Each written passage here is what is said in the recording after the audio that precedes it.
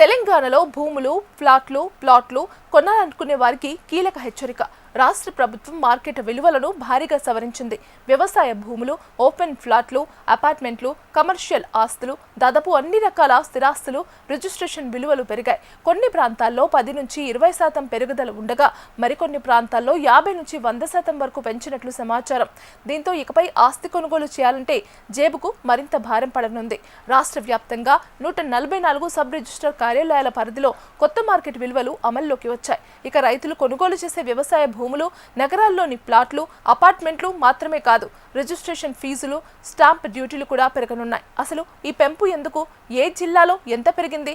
సామాన్యులపై దీని ప్రభావం ఎలా ఉండబోతుంది? ఇప్పుడు చూద్దాం. హైదరాబాద్లో కోకాపేట్, గచ్చిబౌలి, ఫైనాన్షియల్ డిస్ట్రిక్ట్, రాయదుర్గం ఈ ప్రాంతాల్లో మార్కెట్లో కోట్ల రూపాయలు పలుకుతున్న భూములకు ప్రభుత్వ మార్కెట్ విలువలు మాత్రం చాలా తక్కువగా ఉండేవి.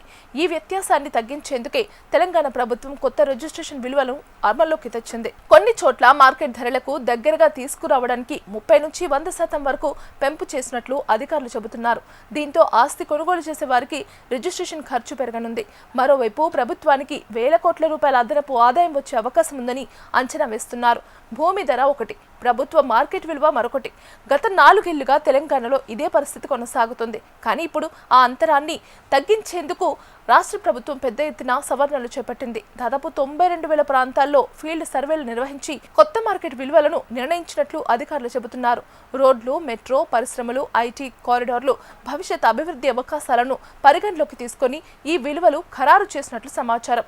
తెలంగాణలో స్థిరాస్తుల రిజిస్ట్రేషన్ వ్యవస్థలో మరో కీలక మార్పు చోటు చేసుకుంది. రాష్ట్ర ప్రభుత్వం వ్యవసాయ భూములు, నివాస స్థలాలు, కమర్షియల్ ఆస్తులు, ప్లాట్లు, అపార్ట్మెంట్లు మార్కెట్ విలువలను భారీగా సవరించింది. గత కొన్నేళ్లుగా మార్కెట్లో జరుగుతున్న లావాదేవీలకు ప్రభుత్వ రికార్డుల్లో ఉన్న విలువలకు మధ్య భారీ వ్యత్యాసం ఉండటంతో ఈ నిర్ణయం తీసుకున్నట్లు ప్రభుత్వం చెబుతోంది. ప్రస్తుతం హైదరాబాద్, రంగారెడ్డి, మేడ్చల్, సంగారెడ్డి వంటి జిల్లాల్లో రియల్ ఎస్టేట్ ధరలు భారీగా పెరిగాయి. ముఖ్యంగా కోకాపేట్, గచ్చిబౌలి, ఫైనాన్షియల్ డిస్ట్రిక్ట్, మోకిలా, బాచుపల్లి వంటి ప్రాంతాల్లో మార్కెట్ ధరలు ప్రభుత్వ విలువల కంటే అనేక రెట్లు ఎక్కువగా ఉన్నాయని అధికారులు గుర్తించారు. అందుకే కొత్త మార్కెట్ విలువలను ప్రకటించారు. ఇప్పటి వరకు ఒక ఫ్లాట్ లేదా ప్లాట్ కొనుగోలు చేస్తున్నప్పుడు ఎక్కువ ప్రభుత్వ విలువ ఆధారంగా రిజిస్ట్రేషన్ జరిగేది. కానీ ఇకపై పెరిగిన విలువల ఆధారంగా స్టాంప్ డ్యూటీ, రిజిస్ట్రేషన్ ఫీజులు చెల్లించాల్సి ఉంటుంది. దీంతో ఆస్తి కొనుగోలు ఖర్చు పెరగడం ఖాయం. మరోవైపు ప్రభుత్వం మాత్రం ఈ నిర్ణయాన్ని సమర్థిస్తోంది. భూముల అసలు విలువలకు దగ్గరగా రిజిస్ట్రేషన్ వ్యవస్థను తీసుకురావడమే లక్ష్యమని చెబుతోంది. దీనివల్ల ప్రభుత్వ ఆదాయం పెరగడమే కాకుండా భవిష్యత్తులో భూముల కొనుగోలు, అమ్మకాలలో పారదర్శకత పెరుగుతుందని అధికారులు భావిస్తున్నారు. అయితే రియల్ ఎస్టేట్ రంగంలోని కొందరు నిపుణులు మాత్రం జాగ్రత్తగా ముందుకు వెళ్లాలని సూచిస్తున్నారు.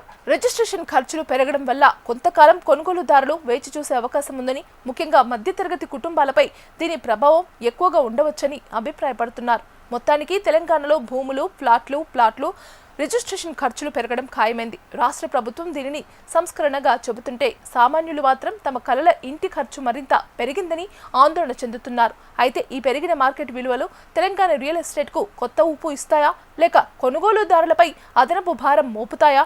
రాబోయే నెలల్లో దీనికి సమాధానం దొరకనుంది.